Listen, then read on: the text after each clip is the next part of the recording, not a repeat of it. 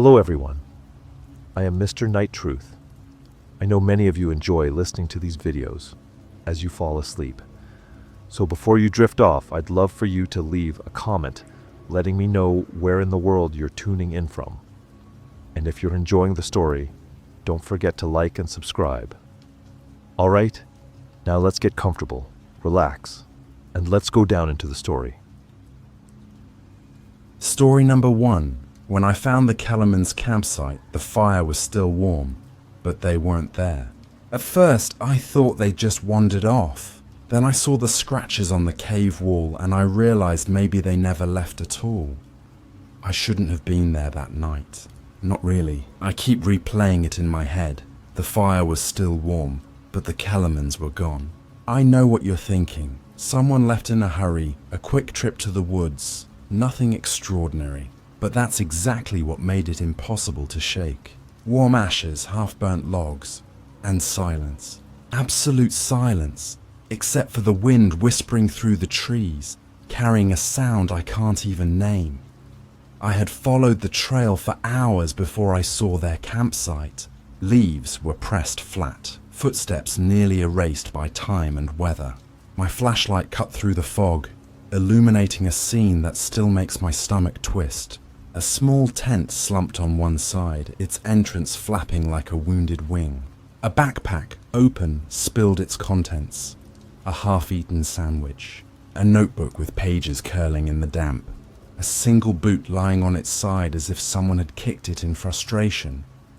Or panic. At first, I told myself it was just carelessness. Families lose track of things in the woods all the time.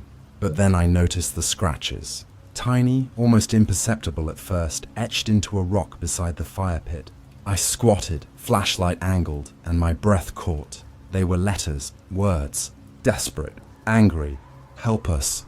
Please, don't let them find us. My fingers hovered over the cold stone, hesitant to touch, because I already knew. Knowing felt dangerous. I tried to remember if I had seen scratches like these in my past cases. I hadn't. Not really. My mind is a maze of half-truths. I can't always trust it. Maybe it was my obsession with hiking myths. The stories about vanishing families, cave horrors, creatures that aren't quite human. But something in that cave, or near it, made me doubt everything I thought I knew about the trail. I circled the campsite slowly, heart hammering, eyes straining through the darkness. The wind picked up, rattling the empty tent. I called their names softly. Mr. Kellerman. Mrs. Kellerman. Lily. My voice sounded foreign, swallowed by the forest.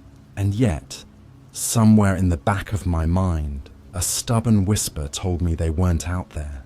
Not in the woods. Not anywhere near the trail. The footprints leading from the campsite were faint, as if the earth itself had tried to hide them. Most ended abruptly at the mouth of a cave I hadn't noticed before. My flashlight beam flickered across the jagged rocks, revealing more scratches. Fresh ones. Whoever, or whatever, was there wanted to be heard, and yet hidden. I knelt to inspect them, tracing the edges with gloved fingers.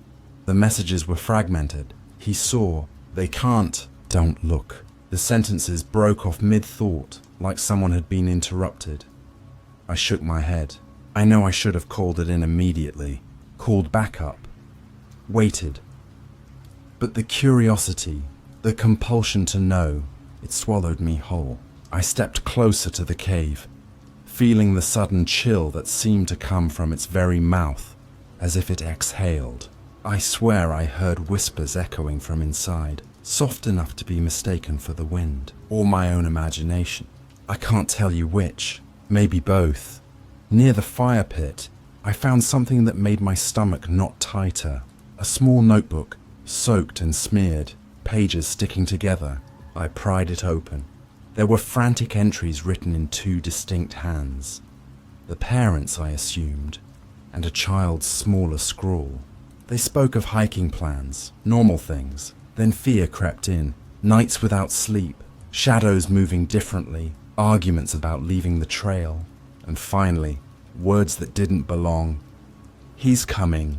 And he knows. I blinked. Something in me whispered that I shouldn't read more, that the act of knowing was already dangerous.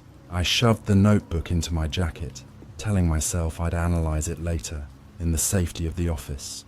But safety, it felt like a lie. I could feel it slipping further and further away. I stood, surveying the campsite one last time before I noticed it. A narrow passage behind the fire pit, partially hidden by a fallen log. The scratches led toward it, deeper into shadow. My heart pounded, sweat prickling my spine. I hesitated. The rational part of me screamed to leave, to call for reinforcements. But the other part, the part that had driven me into countless dangerous searches before, pulled me closer. I shined my flashlight into the black mouth of the passage. Darkness that seemed too thick, too heavy.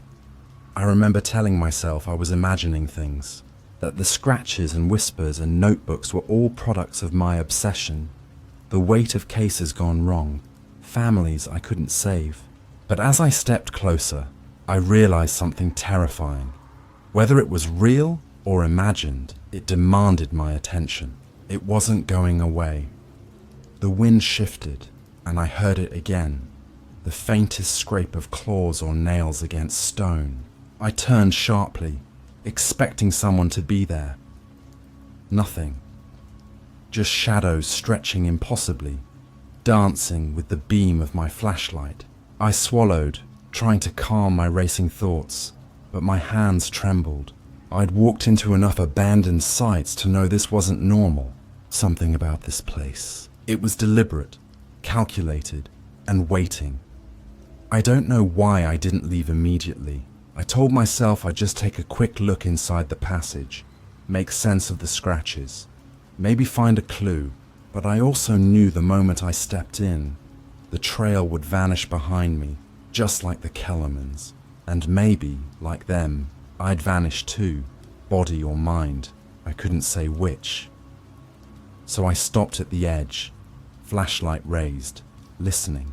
The cave exhaled, damp and hollow, and the wind carried a sound that was unmistakably human, a whisper or a plea. "Don't follow." The notebook in my pocket seemed to vibrate with some unseen energy, the words almost alive, and I realized then that whatever was in the cave, or whatever had taken the Kellermans, was tied to those scratches, those words, those desperate pleas. I stepped back from the passage, forcing myself to breathe. I knew I couldn't turn away completely. I couldn't let it go. Somewhere deep inside, I already knew this trail wasn't about rescuing the Kellermans anymore. It was about facing something I might not survive, something older than the forest, older than fear itself. And yet, I couldn't leave, not until I had followed the scratches inside. The air inside the cave hit me first, damp, musty, and thick, like it had been holding its breath for decades. My flashlight cut through the blackness, the beam trembling in my hand as if it sensed the weight of what I was about to see. The scratches on the walls became clearer the deeper I went, chaotic lines and frantic letters, carved by hands that had known fear intimately. Some were bold, deliberate, others tiny, desperate, like a child trying to make their voice heard. "He's here. Don't trust him. Run!" The words seemed to echo off the stone, even when I held my breath. I told myself they were echoes, nothing more, but every instinct in me screamed that the cave was alive, or haunted by memories too real to be mere imagination. I traced one jagged line with a gloved finger, and it was warm. Or maybe that was my mind playing tricks again. I've learned to distrust my own perception, but the cave demanded attention, demanded belief, and I couldn't ignore it. The passages twisted like a labyrinth. Stalactites dripped cold water onto slick rock, each drop a tiny heartbeat in the cavern's chest. The further I went, the fresher the scratches became. I stopped at one particularly deep set of marks, the letters etched so violently they gouged the stone. "Don't listen. He's lying. They'll come for you." My pulse raced. I whispered the words aloud. unsure whether I was speaking to the cave, the Kellermans, or to the dark corners of my own fractured mind. At some point, I began hearing them. Soft murmurs, voices in the shadows, a child laughing, a woman pleading, a man shouting. I swore I could feel their eyes on me. And then I remembered the notebook I had taken from the campsite. Flipping it open in the dim light, the words seemed to shift, letters dancing like they were rearranging themselves. Or maybe I was hallucinating. I couldn't be sure. By now, certainty felt dangerous. I came upon a small alcove where the cave opened into a low-ceiling chamber. Here, the messages on the wall were overwhelming, layered over one another like a history of terror. Names scratched, dates, threats, and one word repeated over and over. He. The Kellermans. The scratches, the whispers, the notebook. They all pointed to something, someone. But what? And how much of it was true? My mind began twisting the evidence, wondering if I had been imagining the family entirely, a projection of some unresolved case from years ago. I tried calling out to them, to see if anyone, alive or not, would answer. My voice felt swallowed by the cave. Then came the faintest shuffle behind me, like dry leaves sliding across stone. I spun, flashlight swinging, and for a split second I saw a shadow move. It wasn't human, or maybe it was. I couldn't tell, and that uncertainty gripped me like a fist around my chest. I muttered to myself, trying to convince my shaking hands that it was a trick of the light, the wind, my own fear. But I couldn't shake the sensation of being followed, studied, assessed. The scratches now formed sentences, almost coherent if I ignored the breaks. You can't save us. You won't survive. He waits for all who see. The words felt directed at me, though I wasn't sure if they were warnings, taunts, or fragments of the Kellerman's terror. There was a low, constant hum deeper in the cave, vibrating through the soles of my boots. I paused, listening, heart hammering, aware that every step forward was a step into the unknown. The cave seemed to pulse with expectation, as if it had been waiting for me, for years, for decades, for some person just like me, curious, stubborn, foolish. I found a small pile of belongings in a shadowed corner. A child's backpack, a broken flashlight, a water bottle dented from impact. I picked up the backpack, fingers trembling. Inside, a crumpled photograph of the Kellermans smiling in sunlight, oblivious to the darkness that would consume them. And beneath the photo, a note, scrawled in a hand not quite the parents', not quite the child's. He sees everything. Even you. My head spun. I wanted to believe the cave, the scratches, the whispers, were a game, a psychological trap set by some previous hiker, or maybe by myself. But deep down, I knew that the truth would never be simple. It was layered, like the cave itself, fragments of reality mixed with perception, fear, guilt, and the unbearable weight of unknown horror. And then I heard it clearly, unmistakably, a voice, human, close, deliberate. Why are you here? I froze. The beam of my flashlight trembled. I'm looking for the Kellermans, I stammered. No answer, just the echo of my own voice bouncing back, warped, distorted. And then movement. Just at the edge of my light, something slipped past, too fast to see, leaving a trail of cold air and dread. I tried to rationalize, whispering to myself like a mantra. It's just shadows. It's just nerves. It's just my obsession. But the deeper I went, the more I felt like a puppet, and the cave, the messages, the Kellermans themselves, they were pulling the strings. I could almost feel the eyes of whoever, or whatever, had written the messages boring into me, watching, testing. At some point, the passage narrowed, forcing me to crouch. The scratches continued, now frantic and overlapping. I could almost hear the Kellermans, their voices intertwined with mine, with the cave, with the wind. Don't trust him. He lies. Find us before it's too late. I stopped, heart hammering, flashlight shaking. My mind questioned everything. Were these warnings, confessions, or fabrications of my own guilt? Could I even trust what I saw anymore? And then I saw it. A dark silhouette, hunched, still, impossibly quiet, at the far end of the chamber. I couldn't tell if it was human. It didn't move, but the scratches led straight toward it, like a map of terror. My chest tightened. Every instinct screamed to run, to leave, to abandon this madness. But I couldn't. I had to know, because somewhere, hidden behind the scratches, the whispers, and the shadows, was the truth. The Kellermans, or something else, something older, and I had just stepped into its domain. I remember the instant I saw it. The figure at the end of the cave wasn't moving, yet the air around it felt alive. My flashlight flickered, shadows leaping like predators across the jagged walls. Every nerve screamed at me to run, but I couldn't. My feet were rooted by a mix of fear, obsession, and guilt. I had to know the truth about the Kellermans, even if that truth would destroy me. The scratches on the walls converged here, forming sentences that overlapped, tangled, almost as if they were alive. He will see you. He knows. Don't look away. My stomach churned. I whispered the words aloud, my voice sounding alien in the cavern. And then I realized I couldn't trust myself. Was I reading them correctly? Had I remembered them wrong? My mind had been playing tricks since the moment I found the first warm ashes, and the cave seemed to feed on that doubt. I stepped closer. The figure seemed human, but wrong. Its movements were too smooth, too deliberate, almost mechanical. A shadow stretched unnaturally, reaching toward me without leaving the ground.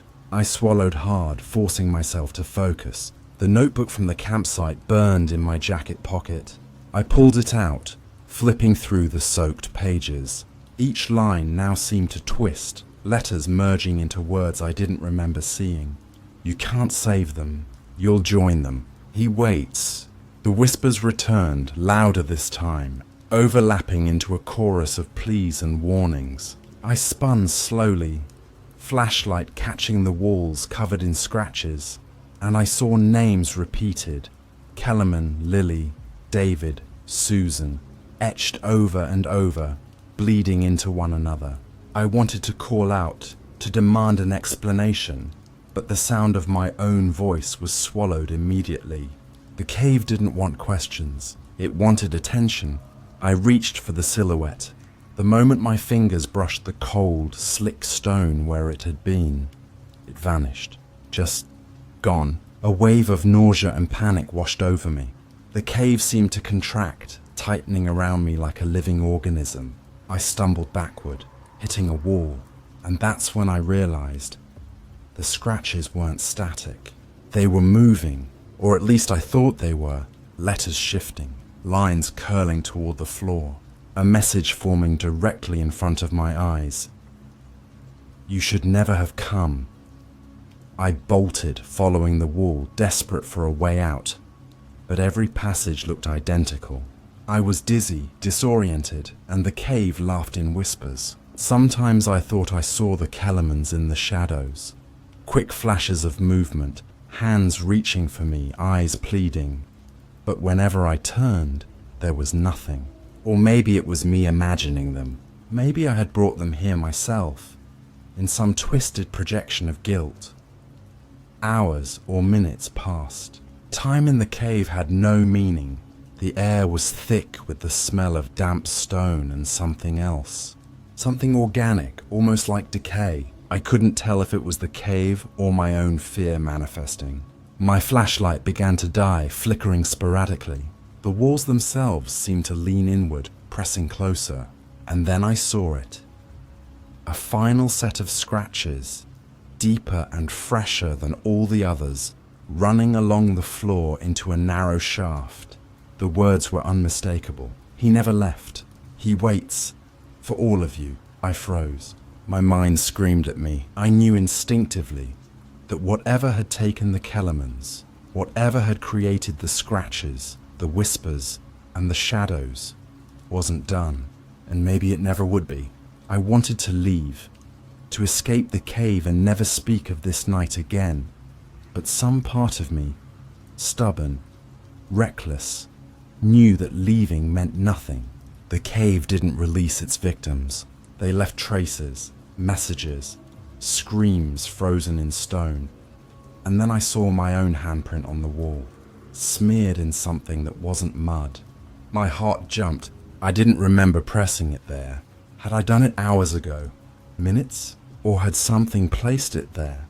My reflection in the flashlight's beams seemed wrong, elongated, twisted, not entirely mine. Panic clawed at my chest, but I forced myself to breathe. I had to focus. One last trace, one last clue to either the Kellermans or whatever had taken them. I followed the scratches to the end of the shaft. The passage opened into a small chamber, barely big enough to stand. The air was ice cold, and I felt the weight of unseen eyes upon me. Then I saw it. The Kellermans' belongings, arranged neatly as if someone wanted me to see them. A photograph, a backpack, a small shoe, but no family. Only the faintest whispers in the dark, curling around me, teasing me, almost laughing. Find us, if you dare. The final realization hit me. I might never know the truth. The Kellermans might be gone forever, or they might have never existed exactly as I remembered. The cave didn't deal in answers. It thrived on obsession, fear, and guilt. And now it had me. The whispers followed me as I retraced my steps, scratches forming in new places, messages appearing where none had been before. We never left. I emerged from the cave hours later, or perhaps minutes, I couldn't tell, carrying the notebook, my flashlight nearly dead, shaking with a cold sweat I couldn't explain. The forest outside was calm, deceptively ordinary, yet something had followed me. The scratches, the whispers, the feeling of unseen eyes. They were not confined to the cave. In my home, on my walls, on my notes, the messages began appearing, subtle at first, then undeniable. We never left, and that's when I understood. The Kellermans were not just missing, they were never meant to leave. And neither was I. The scratches keep appearing wherever I go, every corner, every surface. Sometimes I swear I hear their voices, sometimes mine, whispering together, "We never left, and neither will you." Story number 2. I thought I was inheriting a cabin. That was the lie my family told me. A man inherits his great-uncle's remote cabin, only to discover that it is not a home, but a guard post designed to contain ancient entities lurking deep within the mountains. Told in first person, with a narrator whose reliability is questionable, hiding or twisting the truth. I thought I was inheriting a cabin. That was the lie my family told me. The words left my lips like a bitter aftertaste, and already I felt the weight of their falsehood pressing down on me. From the moment I drove up the winding mountain path to Whitfield Land, something felt off. The air was thick with damp pine and the kind of cold that burrows under your skin, settling into your bones. I remember thinking briefly that perhaps it was just the altitude, but there was a pull, an invisible tug toward the cabin that made my stomach tighten. The cabin itself, if I could even call it that, loomed ahead, half swallowed by fog and shadow. Its timbers were blackened in some places, not by age alone, but by something older, something deliberate. The windows were small, almost knowing, like eyes squinting against intruders. The front door creaked when I pushed it open, as though it had been waiting, anticipating me. Inside, the air smelled faintly of smoke and iron, and the floorboards groaned beneath my weight, echoing through the hollow interior. I set down my bag and hesitated. There were carvings etched into the walls, long scratches, symbols that seemed more like warnings than decoration. I traced one with a trembling finger, feeling the rough wood bite into my skin. The journal lay on a small wooden table, its leather cover cracked, spine bent. My great-uncle's handwriting filled the pages, curling and sprawling like vines. I opened it, trying to steady my shaking hands. If anyone finds this, never open the West Room. Never speak of what you hear at night, I read aloud, my voice catching. The words lingered in the air, heavy and accusing. I felt an absurd mix of curiosity and dread, as if the cabin itself were listening to me repeat the warning. I wandered the rooms, each one colder than the last, the shadows curling around corners and stretching along the floor. Oddly, I felt memories creeping in. Vague, half-forgotten stories my parents whispered about Whitfield Land when I was a child. My great-uncle had been secretive, even feared, but the details were fuzzy. Was I remembering correctly, or was my mind reshaping fear into memory? I couldn't tell. The uncertainty gnawed at me. In the main room, dust motes drifted in the weak sunlight that filtered through grimy windows. Furniture, mostly empty and broken, stood like sentinels. The walls bore more symbols, etched with care, with menace. I shivered. Part of me wanted to leave immediately. Yet another part, a part I didn't trust, felt tethered here, drawn towards some unseen force. I found myself in front of the West Room door. It was supposed to be locked, sealed off by my great-uncle's warning, and yet it was ajar, a narrow crack yawning like a mouth ready to swallow. My heart pounded in my chest as I reached for the handle, and then I heard it. A whisper, soft and intimate, almost coaxing, calling my name. I froze. The journal lay heavy in my hand, its pages fluttering as if stirred by an invisible wind. Was it the mountain? The cabin? Or was it something else? Something alive, aware of me? I didn't know. Every instinct screamed to run, but my feet refused to obey. The whisper came again, almost gentle this time, yet underneath it, a tension that made my skin crawl. A memory. Or was it a memory? Flashed behind my eyes, my great-uncle standing by that very door, warning me never to cross the threshold. And yet the details were inconsistent. Had he really said that? Or had I imagined it in the years of stories that haunted my childhood? The line between reality and imagination blurred with every step I took. I took a deep breath, trying to convince myself this was just an old cabin, haunted only by my imagination. But the door beckoned. The whisper grew slightly louder, insistent. I inched closer, and for a moment I could swear I saw a shadow move behind the crack in the wood. A pulse of fear and fascination surged through me. And then the wind howled outside, rattling the windows and throwing dust across the floor. The cabin seemed to shudder in response, alive and aware. I stared at the West Room door, torn between obeying the warning and the impossibly strong pull toward the unknown.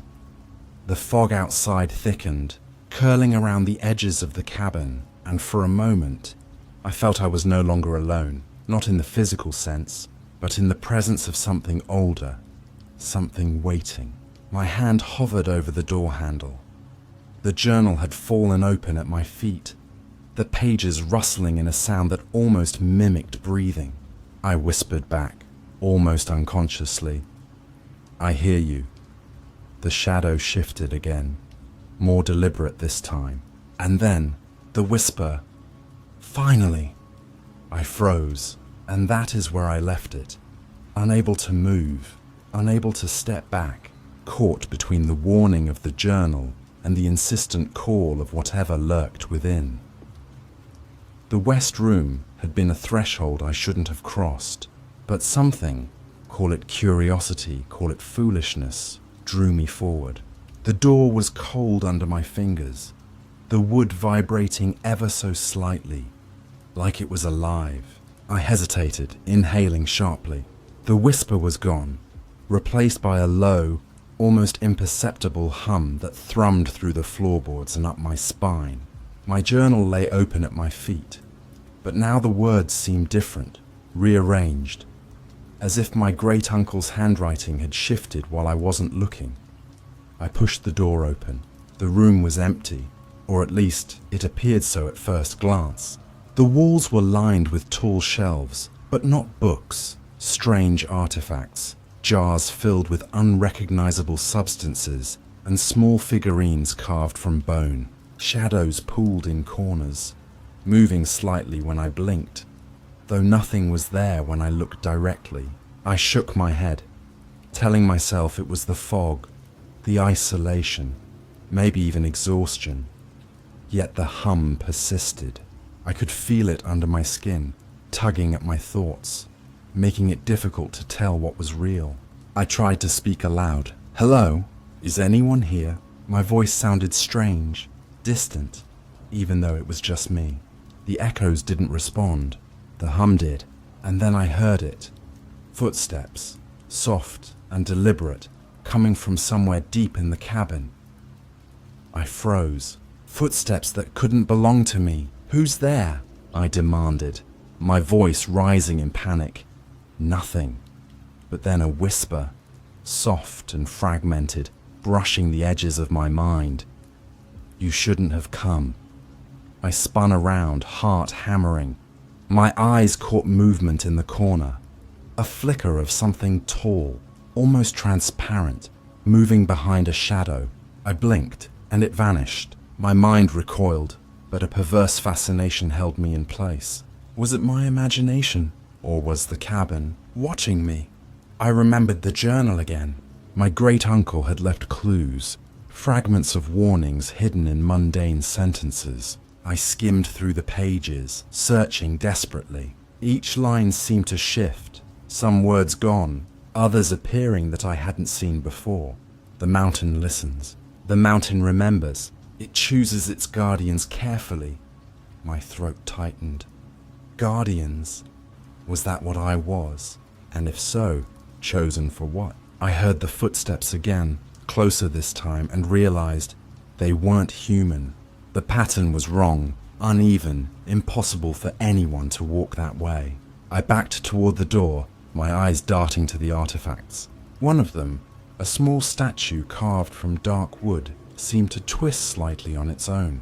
I blinked again. Was it real, or was I breaking apart? My memories weren't trustworthy. I couldn't tell if my great-uncle had warned me in person, or if I had dreamt it, repeating it to myself until I believed it.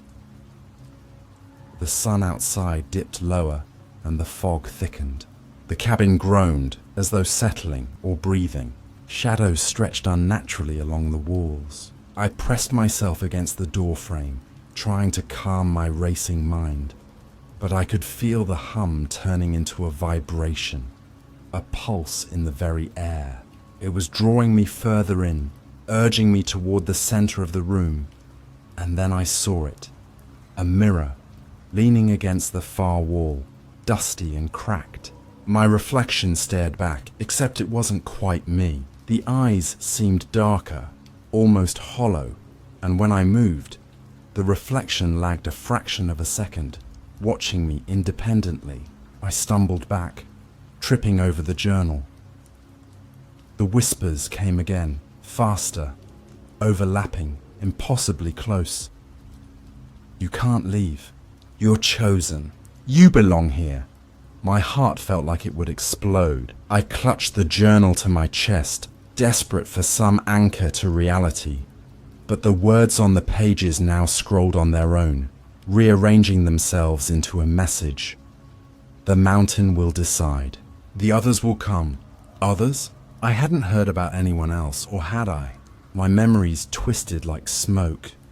I remembered villagers speaking in hushed tones about Whitfield Land, of guardians who disappeared, of lights flickering in the mountains at night. But were those stories true, or had I misremembered? Maybe I was fabricating danger to make sense of a lonely inheritance. A sound from the cabin entrance startled me. A knock, sharp and deliberate, unlike the earlier footsteps. I wasn't alone. I grabbed the nearest artifact, a blunt carved stick, and crept toward the door. The knock repeated, urgent this time. I opened the cabin's main door and blinked into the fog. A figure stood at the edge of the clearing, shrouded in mist. I couldn't see features, only a tall silhouette. "Who's there?" I called, but the figure didn't respond.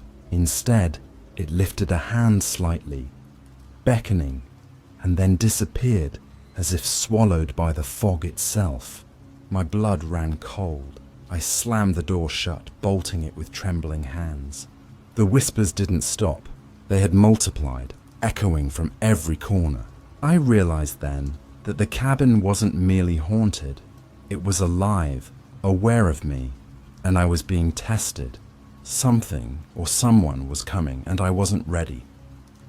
As night fell, I sat in the main room, journal in hand, listening to the mountain's breathing, the cabin's whispers, and my own panicked heartbeat. I knew the truth of Whitfield Land was far greater than a mere inheritance. I had stepped into a story older than myself, one my great uncle had tried to contain, and now I was a part of it. The shadows outside shifted. Something or someone was moving closer. The whisper reached me again. "It is time. You cannot run." And for the first time, I realized the cabin was no longer mine to leave. It had chosen me. The fog thickened, swallowing the clearing. The figure, or figures, approached, unseen but undeniably real, and the whispers crescendoed into a voice. "You belong to Whitfield Land now." I knew then, with a certainty that terrified me, that leaving Whitfield Land was no longer an option. The cabin had made its claim, whispered its verdict into the corners of my mind, and I could feel it pressing against my thoughts. The fog outside had thickened into an almost solid wall, and the mountain itself seemed to breathe, shifting shadows in time with the pulse I could feel in my chest. The west room door remained closed, yet I could hear the whispers clearly now, persistent, urgent, demanding. They spoke of things I could barely comprehend. Guardians before me, failures, sacrifices, and the entities that slept beneath the mountain, coiled in darkness older than time.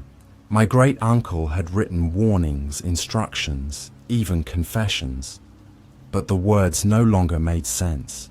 My mind scrambled, trying to fit meaning into them, and I realized I had been rewriting the past in my own head, twisting what I remembered to soothe my fear. I stepped into the west room. Shadows pooled along the floor, twisting and coiling as if alive. The artifacts I had examined yesterday seemed to tremble, whispering in their own unintelligible tongue.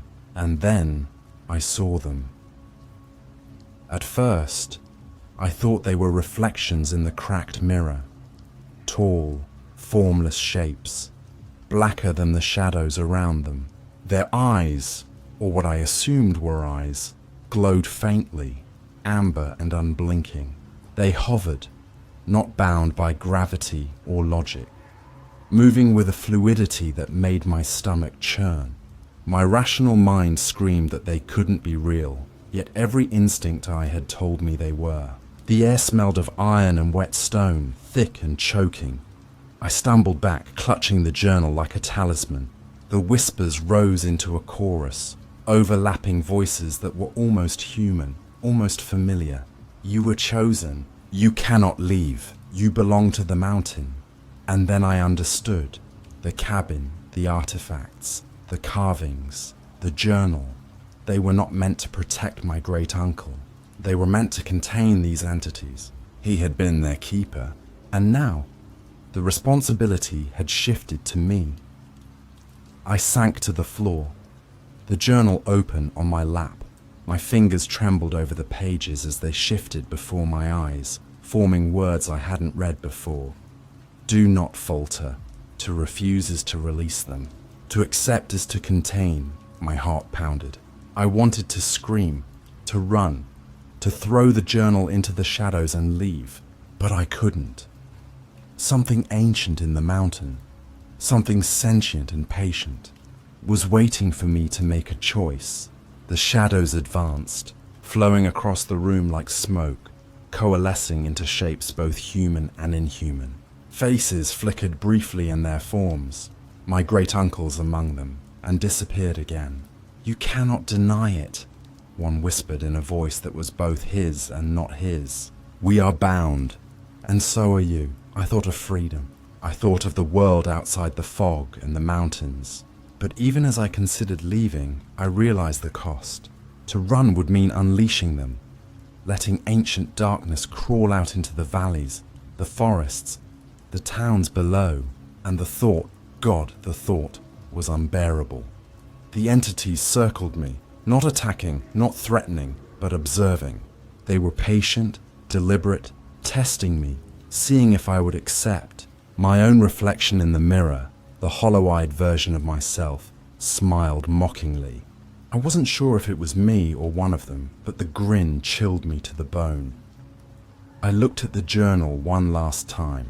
My great-uncle's words glimmered on the page as if freshly written.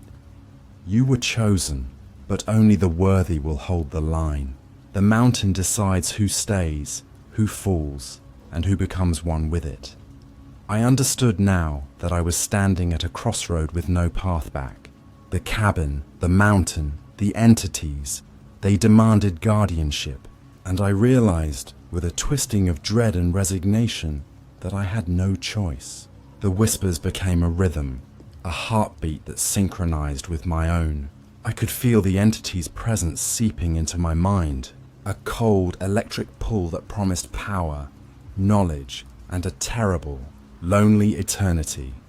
And then I heard it. The mountain calling my name, clearer than any whisper, echoing through my skull. "Decide." I took a deep breath, trying to steady my trembling hands. My reflection in the mirror winked. I wasn't sure who I was anymore, or if the decision was truly mine. But I whispered, almost to myself, "I will stay."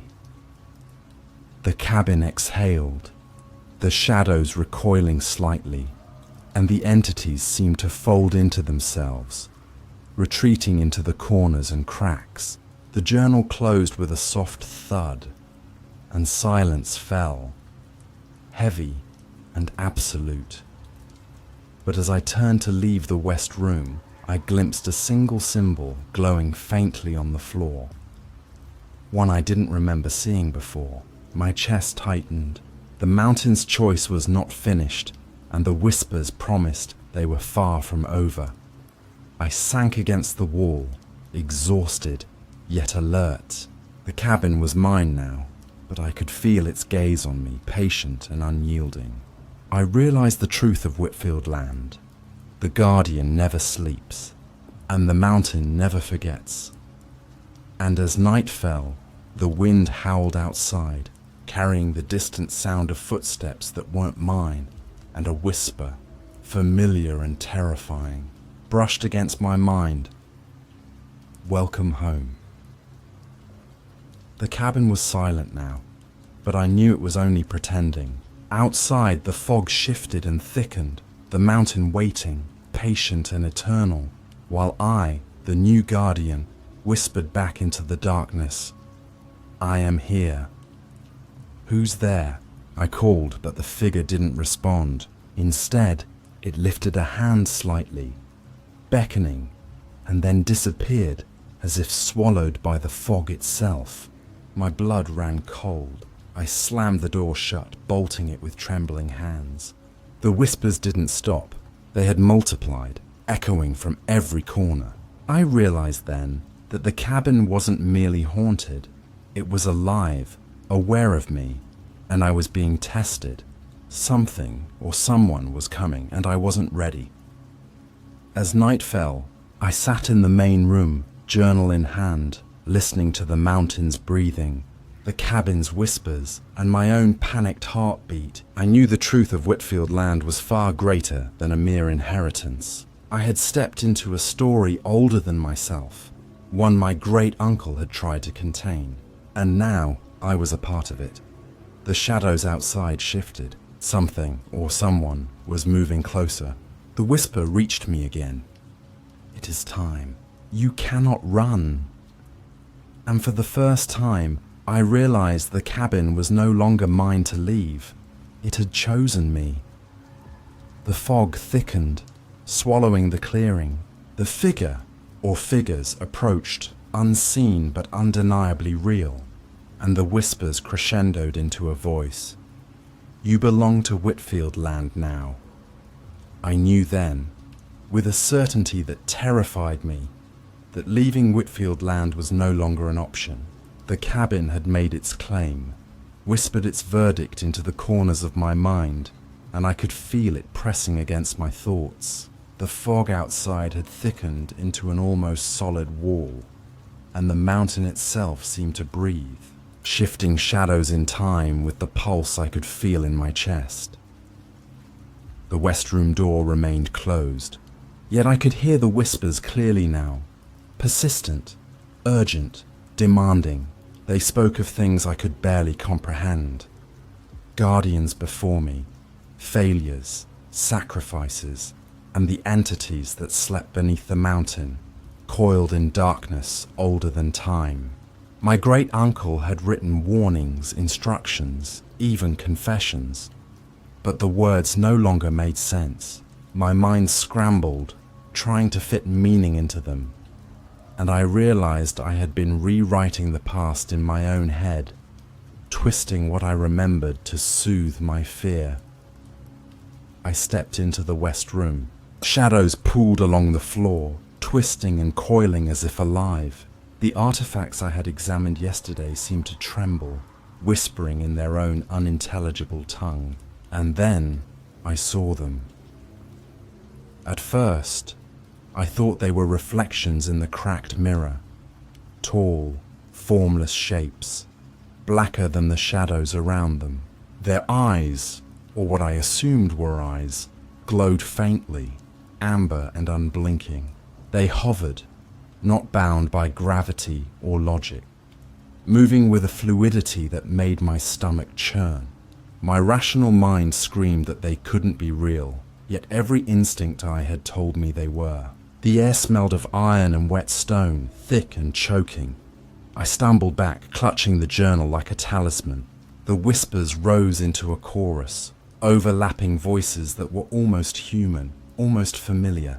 "You were chosen. You cannot leave. You belong to the mountain." And then I understood. The cabin, the artifacts, the carvings, the journal. They were not meant to protect my great-uncle.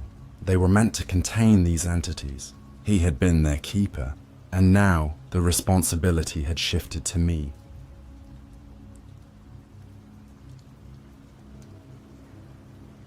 I sank to the floor, the journal open on my lap. My fingers trembled over the pages as they shifted before my eyes, forming words I hadn't read before. Do not falter. To refuse is to release them. To accept is to contain. My heart pounded. I wanted to scream, to run, to throw the journal into the shadows and leave, but I couldn't. Something ancient in the mountain, something sentient and patient, was waiting for me to make a choice. The shadows advanced, flowing across the room like smoke, coalescing into shapes both human and inhuman. Faces flickered briefly in their forms, my great-uncle's among them, and disappeared again. "You cannot deny it," one whispered in a voice that was both his and not his. "We are bound, and so are you." I thought of freedom. I thought of the world outside the fog and the mountains. But even as I considered leaving, I realized the cost. To run would mean unleashing them, letting ancient darkness crawl out into the valleys, the forests, the towns below. And the thought was unbearable. The entities circled me, not attacking, not threatening, but observing. They were patient, deliberate, testing me, seeing if I would accept. My own reflection in the mirror, the hollow-eyed version of myself, smiled mockingly. I wasn't sure if it was me or one of them, but the grin chilled me to the bone. I looked at the journal one last time. My great-uncle's words glimmered on the page as if freshly written. You were chosen, but only the worthy will hold the line. The mountain decides who stays, who falls, and who becomes one with it. I understood now that I was standing at a crossroad with no path back. The cabin, the mountain, the entities, they demanded guardianship. And I realized, with a twisting of dread and resignation, that I had no choice. The whispers became a rhythm, a heartbeat that synchronized with my own. I could feel the entity's presence seeping into my mind, a cold electric pull that promised power, knowledge, and a terrible, lonely eternity. And then I heard it, the mountain calling my name, clearer than any whisper echoing through my skull. Decide! I took a deep breath, trying to steady my trembling hands. My reflection in the mirror winked. I wasn't sure who I was anymore, or if the decision was truly mine, but I whispered, almost to myself, I will stay. The cabin exhaled, the shadows recoiling slightly, and the entities seemed to fold into themselves, retreating into the corners and cracks. The journal closed with a soft thud, and silence fell, heavy and absolute. But as I turned to leave the west room, I glimpsed a single symbol glowing faintly on the floor, one I didn't remember seeing before. My chest tightened. The mountain's choice was not finished, and the whispers promised they were far from over. I sank against the wall, exhausted yet alert. The cabin was mine now, but I could feel its gaze on me, patient and unyielding. I realized the truth of Whitfield Land. The guardian never sleeps, and the mountain never forgets. And as night fell, the wind howled outside, carrying the distant sound of footsteps that weren't mine, and a whisper, familiar and terrifying, brushed against my mind. Welcome home. The cabin was silent now, but I knew it was only pretending.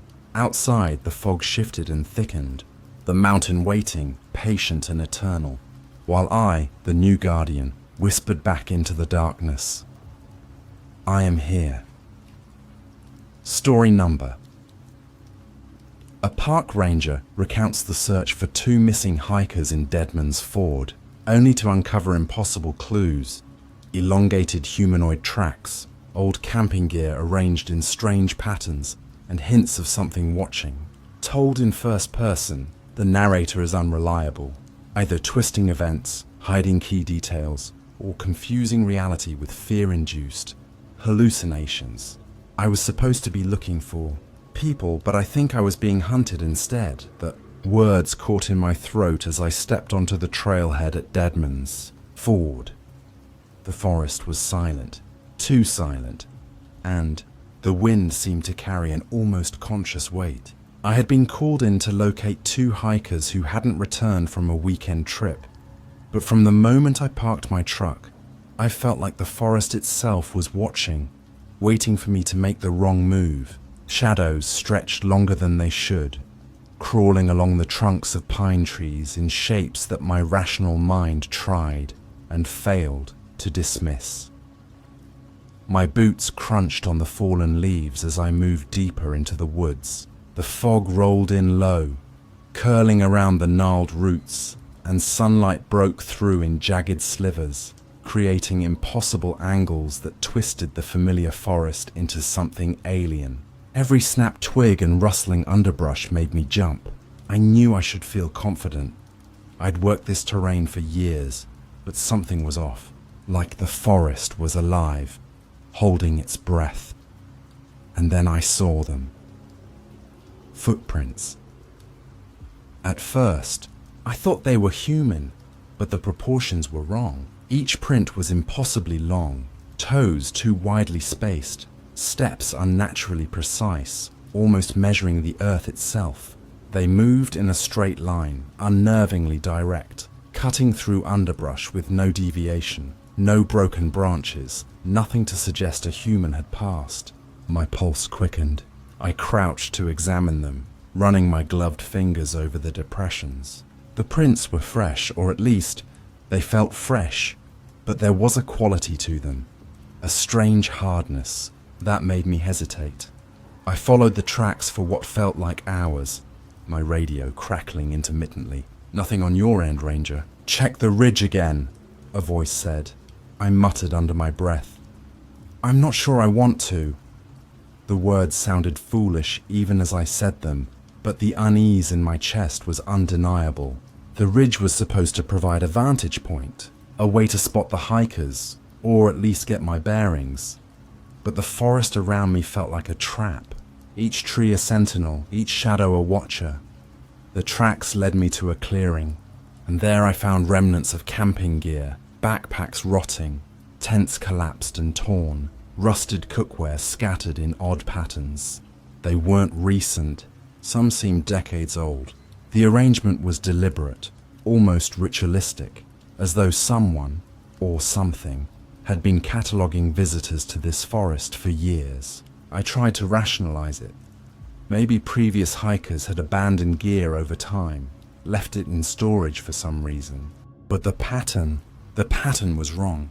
It didn't follow natural decay. It followed a design, geometric and precise, like the forest itself had organized it. As I stepped closer, fog thickened around me, damp and cool, curling through my jacket sleeves and biting at my neck. I heard a faint whistle, high-pitched and eerie, carrying on the wind. I froze, scanning the clearing. There was nothing, or maybe everything. A shadow shifted at the edge of my vision, and when I turned, nothing was there. My heartbeat raced, echoing in my ears, and I realized I was beginning to doubt my own senses. Had the tracks been there before? Did I imagine the footprints stretching impossibly long? Was the gear really arranged, or had my fear turned ordinary decay into a pattern? My radio crackled again, the static sharp in the heavy air. "Ranger, are you still there?" "Yes," I replied, though my voice sounded hollow even to me. I'm following them." But following what? I didn't know anymore. The footprints vanished suddenly, as though the forest had swallowed them whole, leaving only the mist and the oppressive quiet. The high-pitched whistle came again, closer this time, teasing, deliberate. My instincts screamed to turn back, to run, to leave the forest and never return. But something deeper, darker, drew me forward. I took another step, and the underbrush cracked underfoot in a way that wasn't mine. I froze, heart hammering. The fog shifted around me, curling like fingers, and I could swear the shadows leaned in, observing. And then I heard it again. The whistle, impossibly close, almost in my ear. I could feel its direction, though I saw nothing, and for a terrifying instant, I questioned whether it was real, or if my mind was turning on me. The forest waited, patient and unyielding, as if it had been expecting me all along. And I realized, with a cold, sinking certainty, that this search wasn't just for missing hikers. It was for me too. The footprints ended abruptly in the fog, leaving only silence and the faint echo of that high-pitched whistle, pulling me deeper into the unknown. I followed the trail where the footprints had vanished, stepping cautiously over twisted roots and through thickening fog. Every sound, the crack of a branch, the rustle of leaves, made me flinch, my heart hammering as if the forest itself were mocking me. I had been a park ranger long enough to know these woods, but something was wrong. Something older, more patient than any hiker or predator I'd ever encountered, seemed to be watching. The fog parted briefly, revealing a small clearing ahead. My stomach twisted when I realized what I was looking at. Old camping gear, dozens of tents and backpacks, laid out in patterns that made no natural sense. Tents were collapsed to form crude humanoid shapes. Sleeping bags stretched across the ground like bodies. cookware arranged into concentric circles. The smell of mildew and rot hit me, and I gagged. These items had been here for years, maybe decades, yet somehow, impossibly, they had been curated, organized. Someone, or something, had been keeping track of every visitor. I crouched to examine a tattered backpack, its fabric discolored and frayed. Inside were rotting journals, maps with notes in handwriting I didn't recognize, and personal items, keychains, small trinkets, even a child's toy. I felt my hands tremble as I realized these were the possessions of missing hikers over time, and the thought hit me, I'm not the first to follow these tracks. Wow. The clearing was silent, but the forest around it felt alive. Branches leaned unnaturally, shadows twisting against tree trunks, stretching farther than physics should allow. I could swear the fog itself was moving, curling toward me like fingers brushing against my jacket. The hairs on my arms stood up, and I felt the first real spike of fear that wasn't just my imagination. I reached for my radio, my fingers shaking. Dispatch. I found a clearing, lots of gear, old gear, maybe connected to past missing hikers. I paused, straining to hear the reply. Only static answered. My throat was dry, my pulse hammering louder than anything else. I muttered to myself, it doesn't make sense. None of this makes sense. I moved closer to the largest arrangement. A tent collapsed in the shape of a person, arms splayed unnaturally wide. Inside lay a rusted cooking pot, some faded clothing, and a small journal. I picked it up and flipped through the pages, eyes widening as I read fragments of stories, warnings scribbled in panic, and entries describing footsteps that were too long, too precise. My own mind started to falter. Were the elongated footprints real? Or had the forest been shaping my perception, guiding me deeper into terror? A sudden snap behind me made me spin around. Nothing. But the trees at the clearing's edge swayed as though something massive had passed between them. I held my breath. A whisper floated on the wind, so faint I almost didn't hear it. You shouldn't be here. My throat closed, and I wanted to run, but I was rooted to the spot, part fear, part fascination. I noticed now that the fog in the clearing was different. It moved in patterns, spiraling slowly around the humanoid arrangements. My skin crawled. Each step I took seemed to make the shapes shift, ever so slightly, like the forest itself was aware of me. I blinked, and the tent shapes seemed to lean toward me. My rational mind screamed hallucination, but everything, the smell, the whispering wind, the twisting fog, was too real to dismiss entirely. I reached the edge of the clearing and found a path lined with more old gear leading into the thicker forest.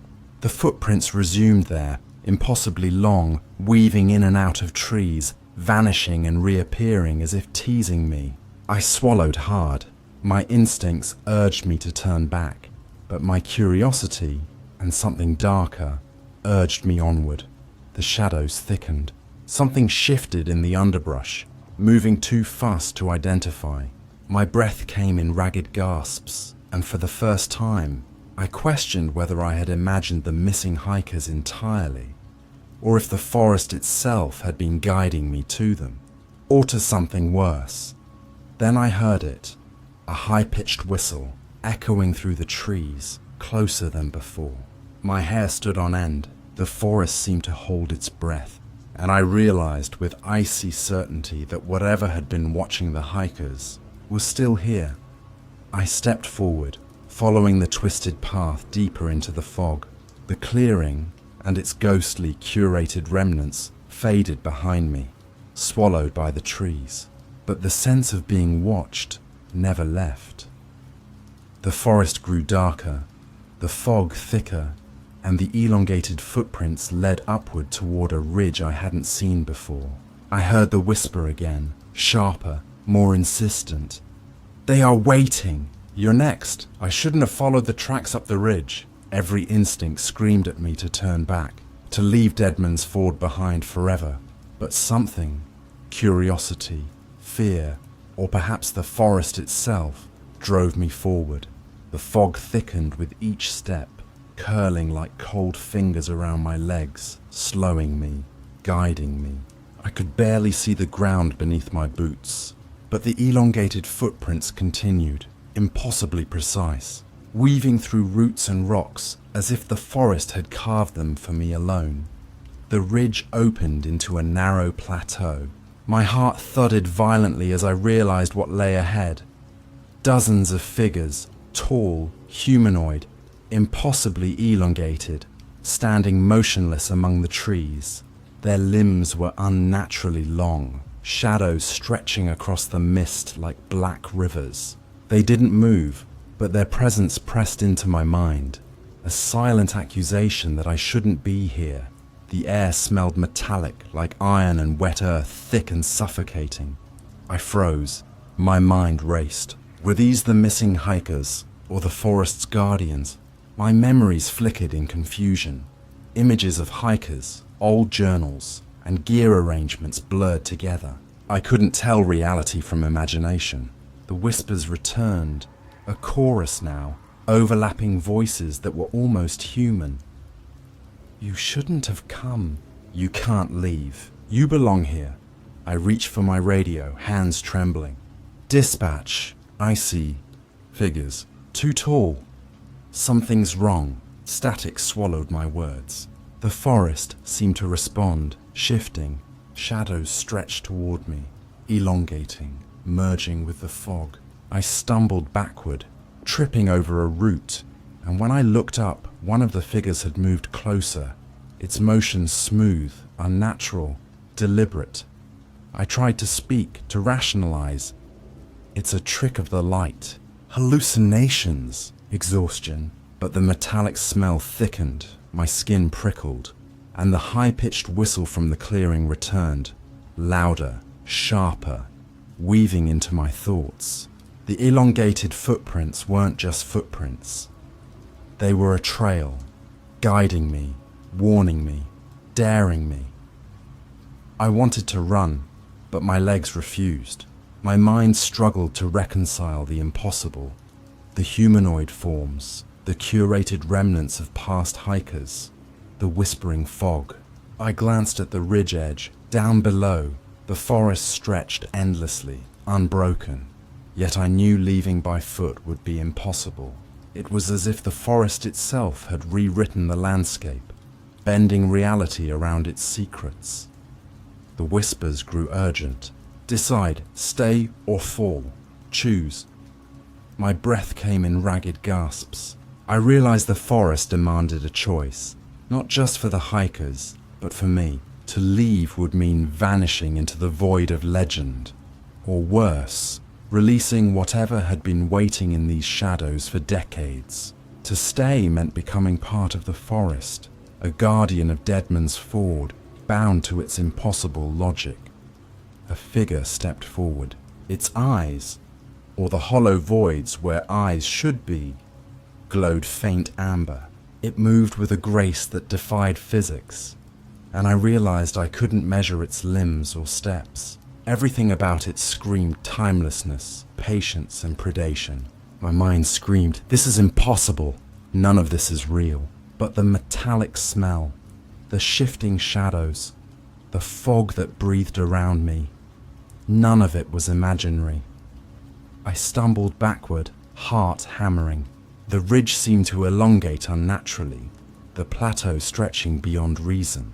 The figures advanced silently, and the whispers merged into a single chilling intonation. You cannot leave. You are next. I turned to retreat, but the path I had followed dissolved into fog. My footprints disappeared behind me, leaving no trace. Panic surged. I screamed, my voice swallowed by mist. The figures moved closer, their elongated forms flowing like ink in water. One reached a hand, or what resembled a hand, toward me. The whistle pierced my mind. I felt myself lifted, pulled, as if the forest itself had claimed me. The ridge, the tracks, the humanoid figures, all blurred. I could see flashes of other missing hikers, twisted in forms I didn't recognize, silent and still, staring from the shadows. Were they gone, or were they waiting, like me, to become part of the forest's collection? And then silence. The fog thickened, swallowing the ridge, the plateau, the figures. The forest exhaled, patient and eternal. Only the footprints remained, impossibly long, leading further into the mist. The whistle lingered in the wind, faint and high-pitched, as if mocking anyone who dared follow. I was gone, yet the story persists. The forest keeps its guardians, unseen and uncounted. Dead Man's Ford remains, waiting for the next set of hikers, or the next ranger, to stumble onto its trails and disappear. The ridge is empty now. Only impossibly long footprints mark the fog, curling into the forest like a question that will never be answered.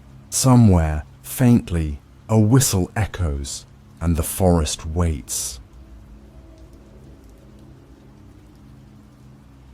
Story number 5. I swear I wasn't the crazy one that night. At least, not until he said my name. But maybe I should back up, because if I tell you everything, you might start to wonder if I'm lying, the same way the cops did.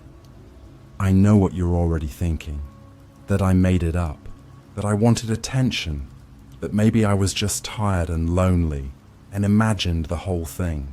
And maybe you're right, but then how do you explain the way he said my name? I never told him my name. That night started the way so many of them did. Dollar General runs at stupid hours, the kind of late where the streets in my town go dead quiet. My apartment was a block away, and when you live in a place this small, the Dollar General feels less like a store and more like a holding cell. Fluorescent lights buzzing overhead, the smell of cardboard and cheap detergent hanging in the air. Every aisle perfectly still, like it was waiting for someone to disturb it. I'd worked odd jobs, late shifts before, so I was used to the silence. Still, there's something unnatural about being in a store after hours, even when the door's unlocked. The place hums, but it doesn't breathe. I remember pushing my cart past towers of cereal boxes, their mascots grinning down like they knew I didn't belong there. And then there was him. I hadn't noticed him at first. Not really. He was behind the counter when I walked in, head bent low like he was reading something under the register. But when I glanced back, I caught it. The smile. Not a big grin. Not the kind of polite nod cashiers usually give you. No, this was smaller, thinner, like a secret pressed between his teeth. "Evening," he said, soft. Hey," I mumbled back. That was it. Just that. At least, that's what I remember. I took my time with the shopping, dragging my sneakers along the polished floor, letting the cartwheels squeak a little too loudly. The aisles were empty, the shelves stocked but lifeless. In towns like mine, the Dollar General is one of the only places open past 10. But that night, it felt like I was intruding on something private. Like the store wasn't supposed to have customers at all. I tried to shake it off, tried to tell myself he was just bored and awkward. But I couldn't shake the way he kept popping up in my line of sight. Not directly, no, he was smarter than that.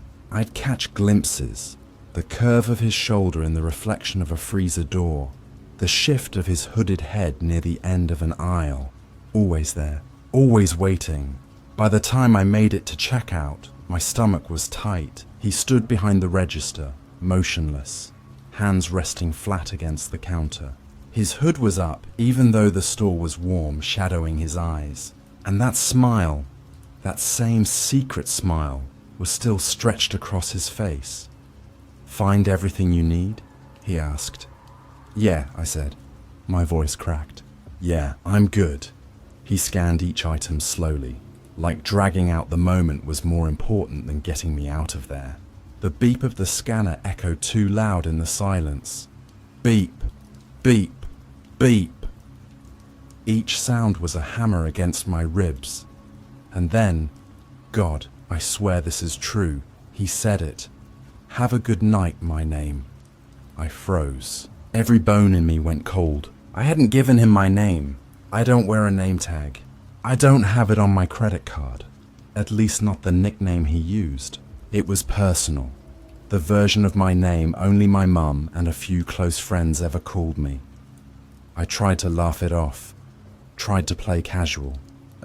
Did I tell you that? His smile didn't change. His voice stayed calm. Of course you did. No, I said a little sharper.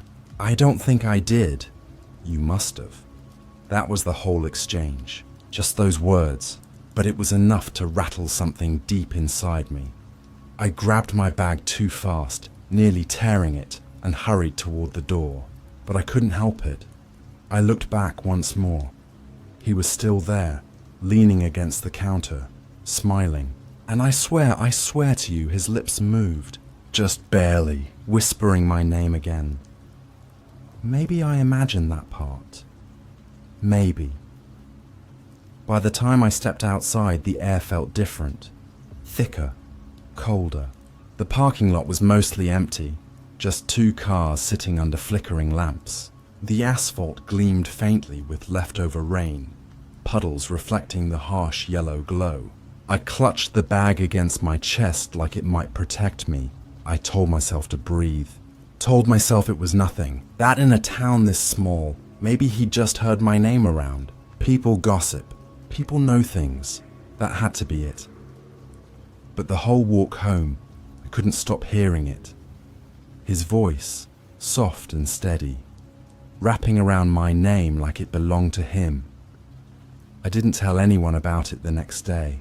Not right away. It sounded too paranoid, too fragile. And honestly, I thought maybe if I kept quiet, the whole thing would dissolve like a bad dream. But it didn't. Because the next night, he was there again.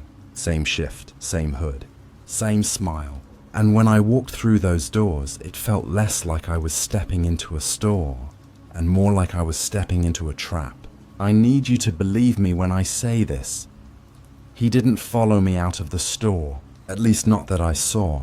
And yet somehow, when I reached the parking lot, I swear he was already there, standing under the light like he'd been waiting the whole time. The lamps in the Dollar General lot are sick things, flickering, buzzing, struggling to burn through the dark. 2 cars sat near the back, half soaked in shadow. The asphalt still shimmered with patches of rain, and every step I took splashed louder than I wanted it to. At first, I tried to convince myself it was just my nerves, that maybe I'd caught a glimpse of someone else, some stranger heading back to their own car. But when I blinked, adjusted, I saw him. The hood, the stillness, the way he didn't move until I noticed him. And then, of course, he smiled. I froze halfway to my car. My keys felt sharp between my fingers, clenched too tight like I could stab the night itself if I needed to. Nice night, isn't it? He said. His voice carried too far, too clear, like the empty lot wanted me to hear it.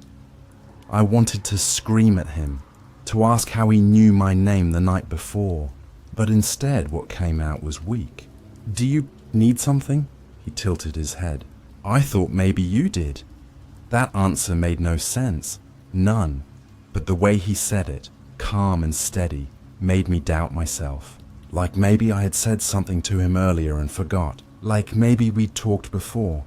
I know you think I'm exaggerating, that I'm playing this up to make it sound scarier than it was. But listen, my whole body felt like it was buzzing, and yet I couldn't move. His smile wasn't wide. It wasn't forced. It was patient, quiet. Like he had all the time in the world to wait for me to catch up. I tried to walk past him, muttering something. God, I don't even remember what. My steps echoed too loud, but then I heard it. He whispered my name again. Soft, just for me. Stop, I snapped, turning. Don't say that. What? Your name? Yes, why? Isn't it yours? That's the thing about his words. They sound harmless when I repeat them now. Simple.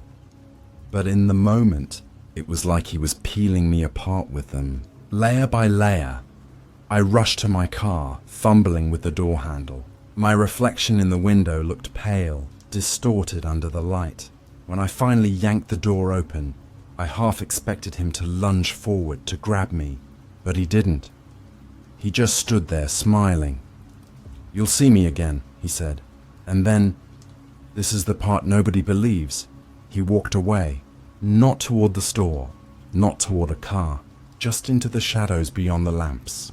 And when I tried to follow him with my eyes, he was gone, like he dissolved into the dark. I sat in my car for 10 whole minutes, hands gripping the wheel, heart banging so hard it hurt. I thought about calling the cops, but what would I even say? Some cashier smiled at me and said my name. They'd laugh me off. They'd tell me it was nothing. So I drove home, slowly.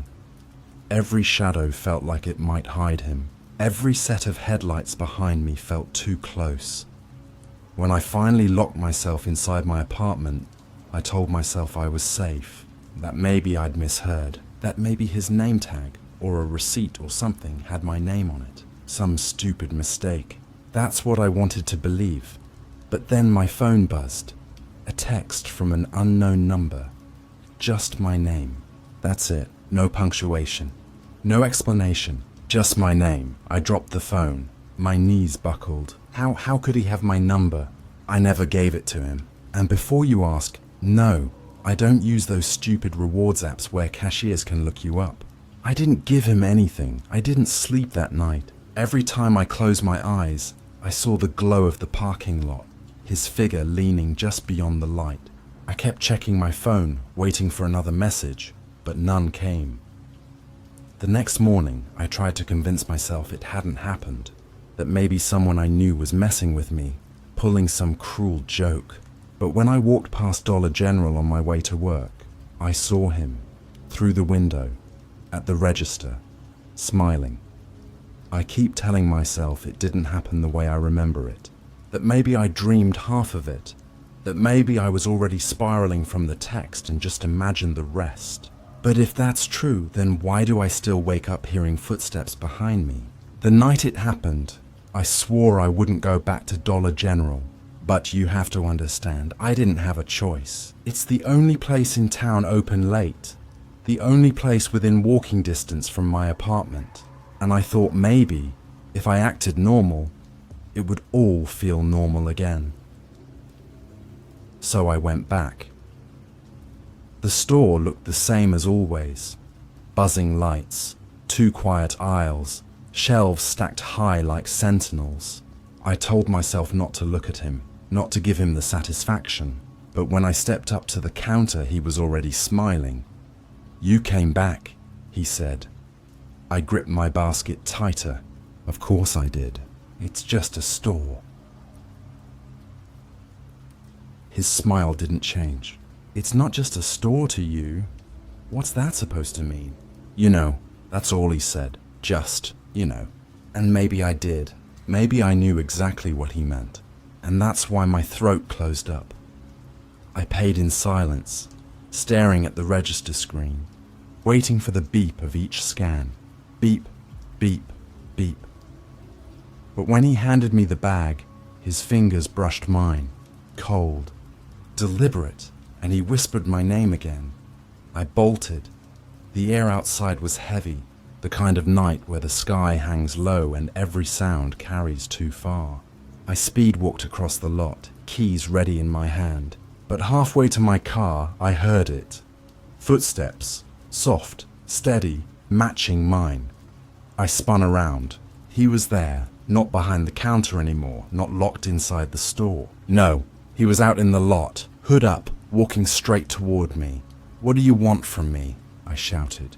He didn't answer, just kept coming, slow, measured steps, like he wasn't in a hurry, like he knew I had nowhere else to go. I turned and ran, my shoes slapped against the asphalt, splashing through shallow puddles. The lot stretched out longer than it should have, each lamp flickering like it was about to go out. I yanked at my car door handle, fumbling, missing the lock again and again. Behind me, his footsteps grew faster. "Don't," my voice cracked. "Don't come closer!" I finally flung the door open and dove inside. My hands shook too hard to jam the key into the ignition. He was closer now. I could see his reflection in the rearview mirror, his hooded figure moving steadily, calmly, like this wasn't a chase at all, but something inevitable. The key slid in. I twisted.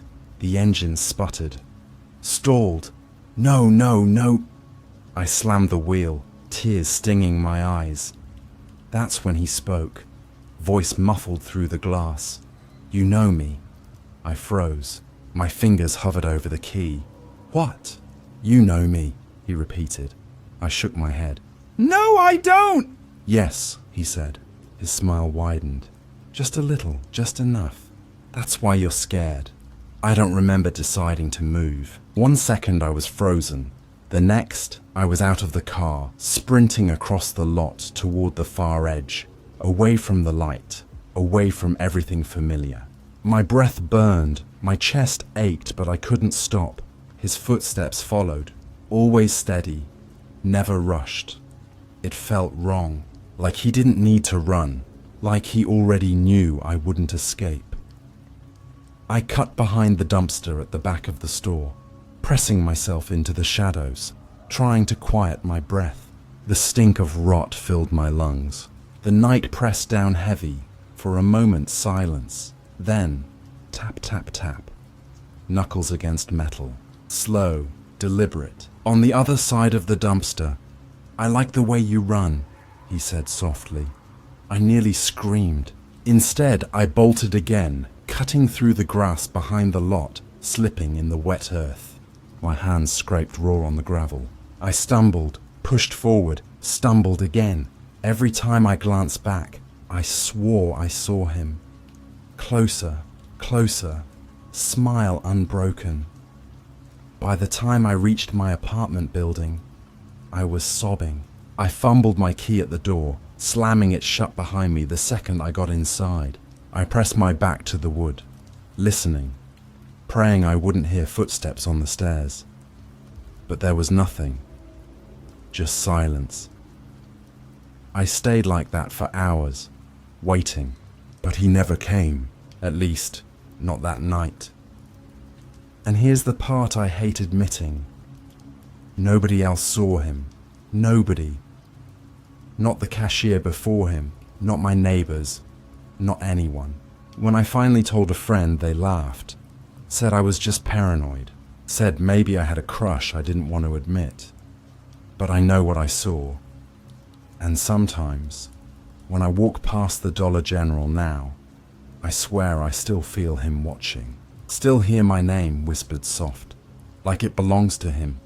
So tell me, did I make it up? Did I imagine all of it? Or am I just telling you the parts I can bear to say out loud? Because if I told you the truth, the whole truth, you wouldn't sleep tonight. Story number 6. You're not going to believe me when I say this, but the first text from her came 3 months after the funeral, and it wasn't from her number. It came from mine. You ever hear someone's voice when you know they're dead? No, scratch that. Let me start over. I didn't hear her voice that night. Not at first. It was just the phone, buzzing in my pocket, even though I swear I'd left it on the counter in the break room. That's the kind of thing you should know, right? Where your phone is. But grief does that. It makes you unreliable, foggy, like you're watching yourself from across the room.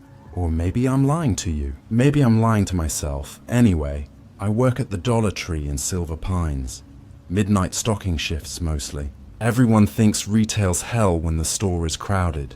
Believe me, it's worse when it's empty. The aisles breathe in this weird way. The fluorescents hum like they're chewing on your nerves, and the air feels stale no matter how much the AC blasts. Sometimes I'd stand there with the box cutter in my hand and just think about how many nights of my life I'd carved into cardboard, After she died, Emma, I couldn't sleep, couldn't eat either, couldn't stop replaying the hospital beat that never beeped again. So yeah, I picked up every overnight shift I could. My manager thought I was being responsible. I was just hiding.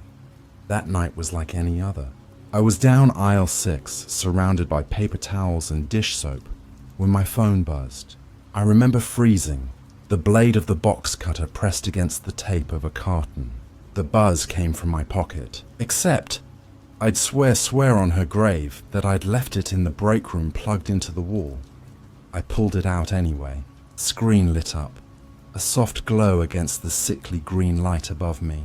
One new message, no contact name, just a number I knew by heart, though I hadn't dialed it in months. Emma's number. The text said, "You left the light on again." Now, here's the thing. I live alone. Nobody had a key, and Emma used to tease me about forgetting the lamp by the couch, always scolding me, playfully but still. "You're gonna run up the bill, babe." That kind of thing. So I told myself it was a prank. A cruel one, yeah, but still a prank. Maybe some carrier glitch, some recycled number. I even laughed right there in the aisle. My voice sounded too loud, bouncing off shelves of off-brand cleaner. But here's where it gets tricky. Sometimes when I tell this story, I say, I laughed. Other times, I don't remember laughing at all. Sometimes I say I dropped the phone, screen cracking on the floor tiles. Other times, I tell myself I slid it back into my pocket, hands steady as stone. Which version do you believe? Because I don't even know which one's true anymore. I do know this. I kept working. That's what I always do. Pretend nothing happened. Push boxes down a silent aisle until the silence feels like it's pressing back. Minutes, or maybe hours. Later, another buzz. This one I remember clear. My heart punched at my ribs, and for a second, I thought it was just the freezer kicking on. But no, it was the phone again. Second text. Same number. Same impossible sender. Why aren't you answering me? I should have blocked it, thrown the phone in the dumpster behind the store, called the carrier. But instead I typed back, "Who is this?" It felt ridiculous. My hands were shaking, and the words looked wrong on the screen, like a stranger had written them. I stared at those 3 dots, the typing bubble that shouldn't have been there. And then her reply, "Don't lie to me, I can see you." Now listen carefully. I don't know where I was standing when that text came through. In some versions, I'm still in aisle 6. In others, I've wandered to the front registers, staring at the dark glass of the doors like something might be waiting outside. Once, I even remember being in the break room, though I couldn't explain how. The point is, I don't trust my own memory. And you shouldn't either. But this part I swear on. When I looked up from the screen, the aisle lights flickered. Just once, quick enough to make me doubt it, long enough to make me feel like I wasn't alone. I called out, "Don't laugh at me." "Emma!" My voice cracked. The shelves swallowed it whole. No answer. Just the buzz of another message. Stop pretending. And here's where the first real crack in my story comes in. Because sometimes I tell myself I threw the phone across the floor, that it skittered into the shadows, screen shattered, conversation dead. Other times I swear I pressed the power button and shut it off, shoved it in my pocket, and went back to work like none of this ever happened. But then again, if that were true, how would I remember the third message? Because yeah, there was a third. Look behind you. I didn't. Not right away. My hands were numb, box cutter still clutched tight, like I could stab grief in the chest and watch it bleed out. I counted to 3, then 5, then 10. Finally, I turned. Nothing. Just a row of neatly stacked bleach bottles, their caps glowing ghost white under the light. That's when the contradiction sets in again. Sometimes I tell myself I left, dropped everything, and ran out into the parking lot, gulping night air until my lungs hurt. Sometimes I insist I finished my shift, clocked out at 7 a.m. like usual, nodded to the manager on her way in. But if either of those things were true, Why do I still hear the buzz of the phone, even when I'm not holding it? Why does my apartment feel like aisle 6? Fluorescent hum echoing through the walls, shadows stretching too far across the carpet. I can't tell you if I was at Dollar Tree that night. I can't tell you if the messages were real, but I can tell you this. The phone still remembers them. And every time I scroll back, the words are there, burned into the screen like scratches on glass. And sometimes I catch myself typing back, "You're not supposed to hear the dead breathe." That's how I know something's wrong with my memory. Because sometimes I swear I heard her breathing in aisle 6, soft, ragged, familiar, right after that last text. Other times, I tell myself it was just the air vents, but vents don't whisper your name anyway. Let me explain. The phone didn't stop buzzing after that night. Maybe it never did. Maybe it's still buzzing now, and I just don't feel it anymore. But the day after, when I came back for another shift, the aisles felt different. Like they knew something I didn't. Stocking shelves is supposed to be mindless. Slice box, stack items, repeat. But I kept glancing over my shoulder, waiting for another message, another flicker of light, waiting for Emma. It was around 2 a.m. when I heard it. At least that's the version I believe today. A voice, a woman's voice drifting low between the aisles. My name, drawn out, stretched thin like it hurt to say. Now here's where things get messy, because sometimes I say I dropped the box cutter right there, metal clattering against the tiles. Other times, I remember gripping it tighter, convinced I'd need it. And there's another version, the one I don't like to admit, where I walked toward the sound smiling because for a second, I thought she'd come back. "Emma?" I whispered. Silence. Just the hum of lights and the faint hiss of the soda fridge at the back. I told myself it was nothing. Maybe a radio left on in the office. But then it came again, closer this time. "Why aren't you answering me?" The same words as the text. That's when I saw movement at the end of the aisle. A figure, dark, shifting, gone when I blinked. Except I wasn't alone. See, I didn't mention this before, but there was another person in the store that night. A co-worker. His name was Jared. Quiet kid, younger than me. Always wore his headphones half off one ear. He was supposed to be in the stockroom. But when I looked up, there he was, frozen in the middle of the aisle, staring at me like I'd just spoken to thin air. "What did you say?" he asked. My throat went dry. "Nothing," he frowned. "Sounded like you said Emma." I wanted to deny it, but the syllables still lingered on my tongue. Emma. The name I wasn't supposed to say out loud. The name that belonged 6 feet under. Jared didn't push. He just shoved his hands in his hoodie pocket and walked past me, muttering something about the vending machine. But I swear his shoulders were tense, like he'd heard more than just my voice. Like maybe he'd heard hers too. Or maybe I'm remembering it wrong. Maybe Jared wasn't even there that night. Some mornings I wake up convinced I dreamed him, invented him just to make the story sound less insane. But then, why do I remember his shoes squeaking on the linoleum, fading down the aisle while I stood frozen? The voice came back after he left, this time clearer. "Stop pretending." I spun so fast the shelves blurred. Nothing. Just row after row of discount goods, staring back at me with plastic smiles. The phone buzzed again in my pocket. "I'm here." I swear I nearly dropped it. My pulse hammered in my ears, and for a second, I thought I heard Emma laughing, the way she used to when she caught me in a lie. But the sound stretched too long, too hollow, echoing where no one stood. I whispered, "What do you want from me?" No reply, just silence that felt heavier than words. Here's another crack in the story. Sometimes I remember Jared coming back then, catching me talking to my phone like a lunatic. Sometimes I picture his face pale, eyes wide, asking me who I was texting.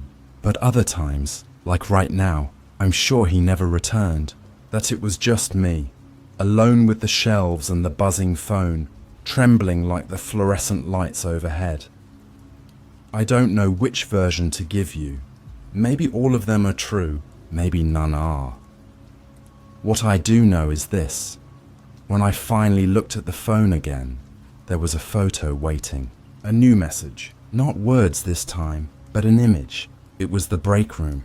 My break room. Same crooked poster of workplace safety. Same dent in the locker door I'd kicked weeks ago. And in the middle of the frame, me, sleeping. Now I need you to understand, I don't sleep at work. Not ever. I can't.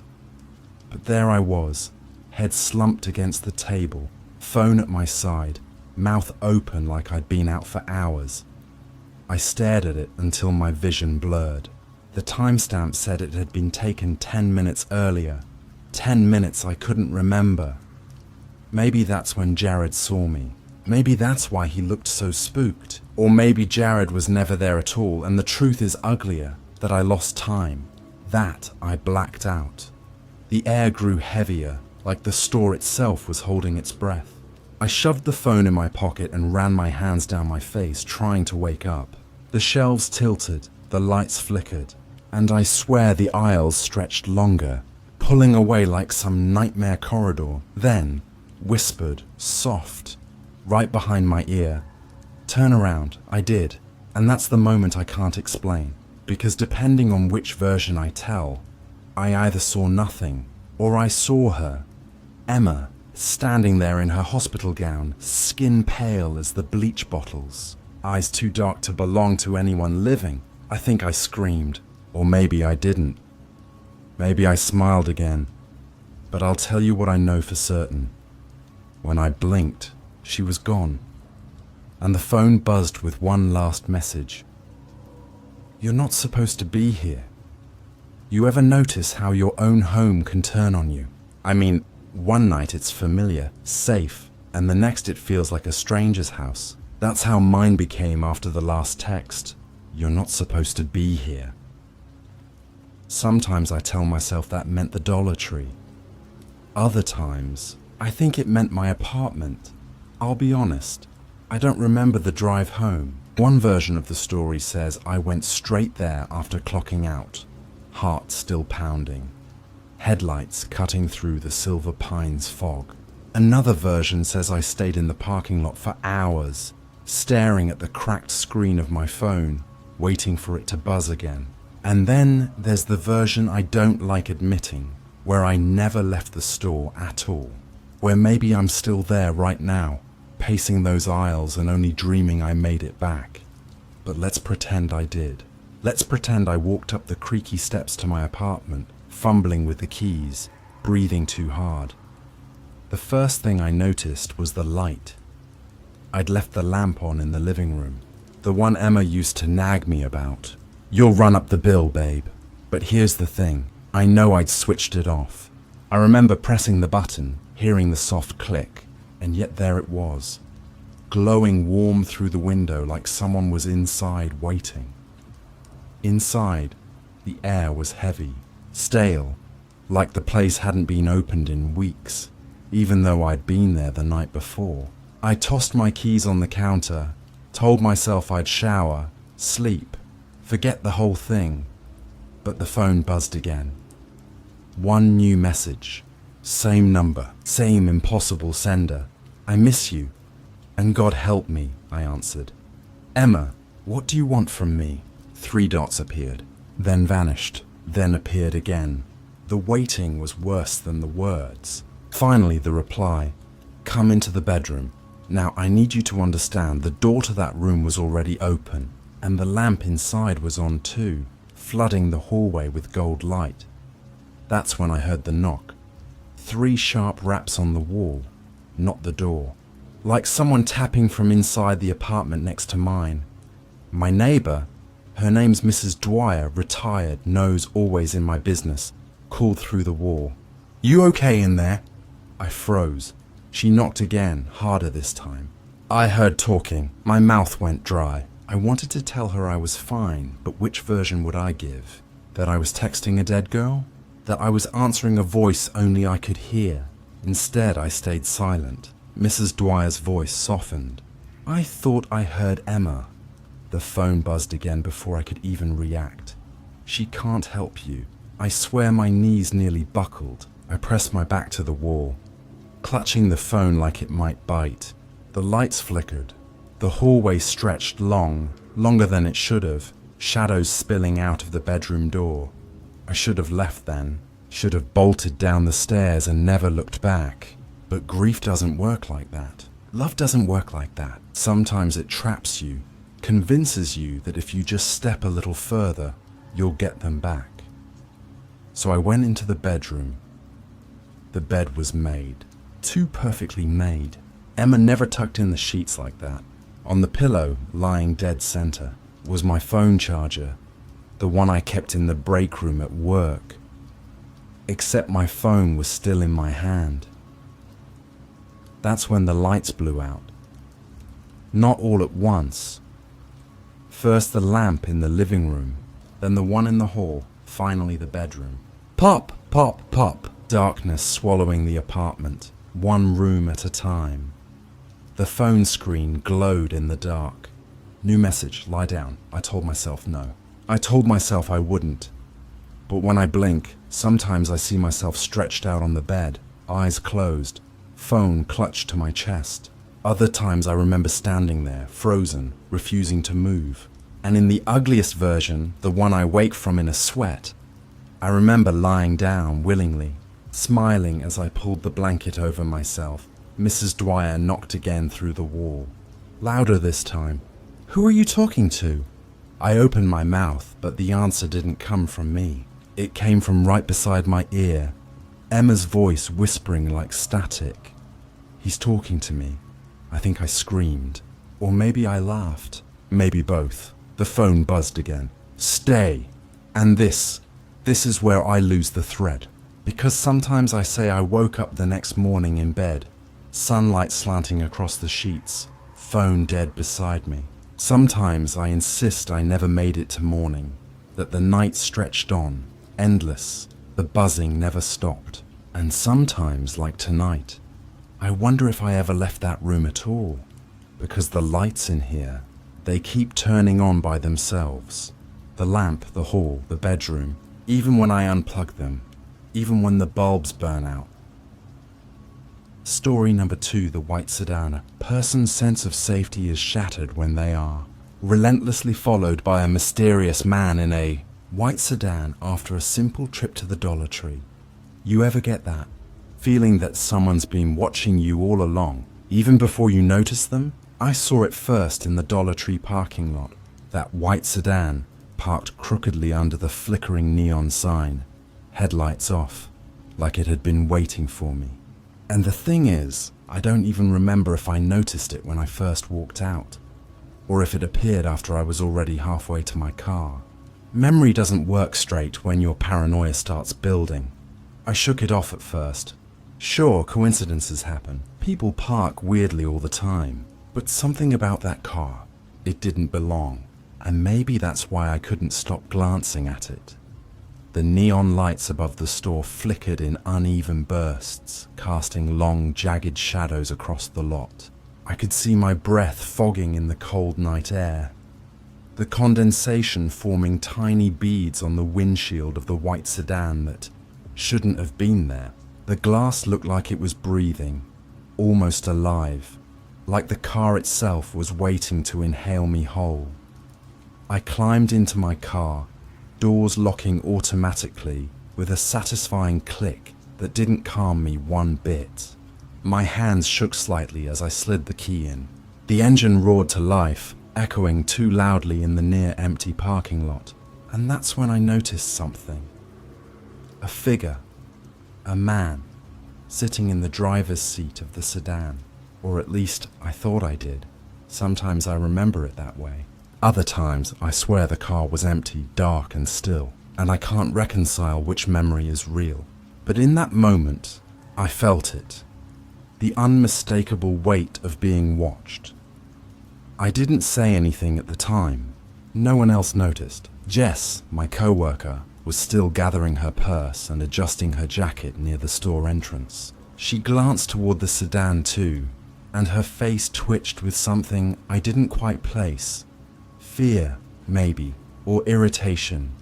"You see him too, right?" she asked, voice barely above a whisper. I forced a laugh, one I didn't feel. "Probably just some guy waiting for his friend," I said.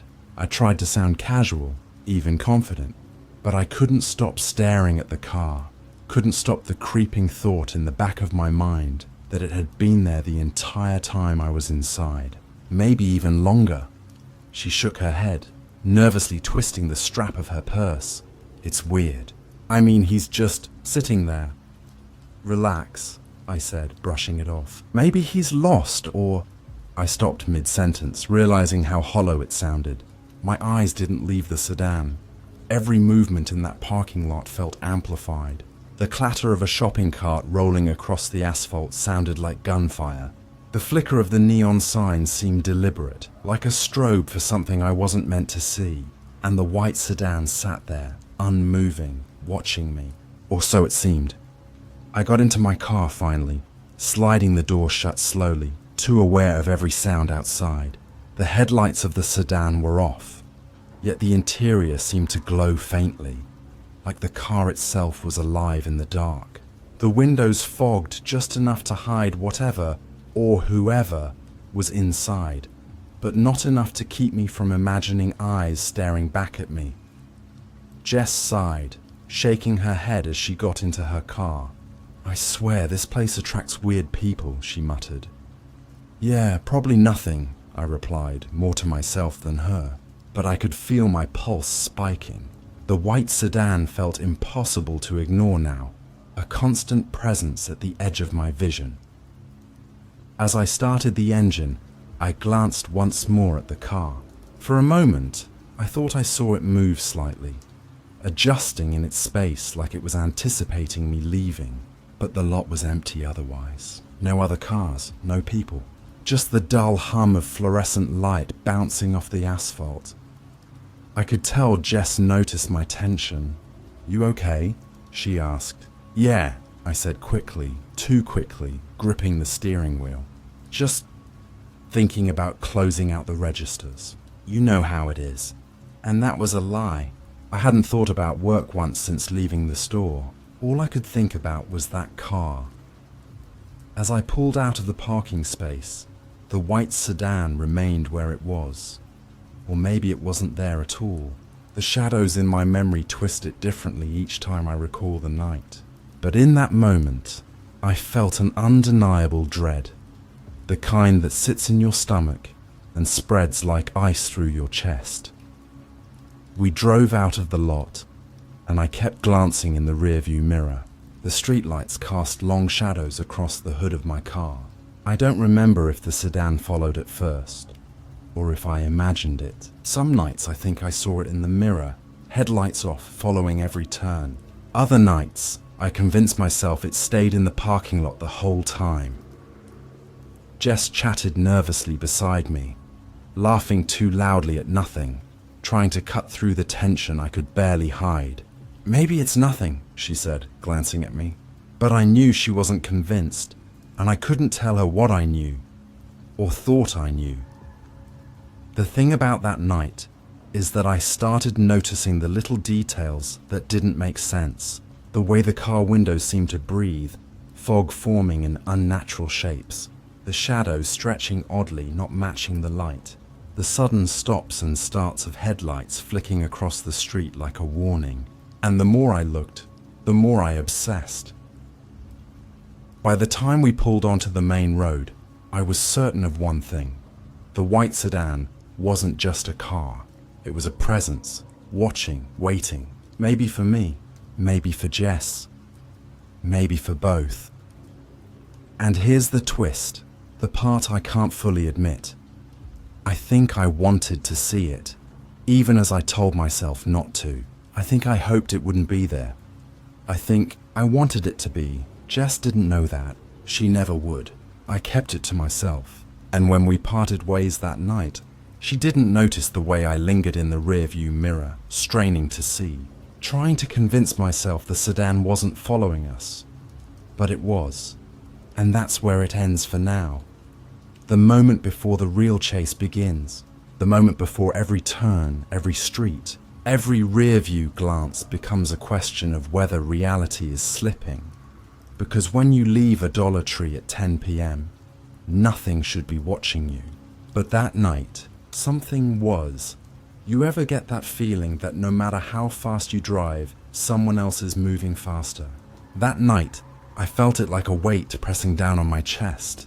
The white sedan wasn't just parked anymore. It was behind me, just a few car lengths away, headlights off, engine silent, following every turn like it had been tracking me my entire life.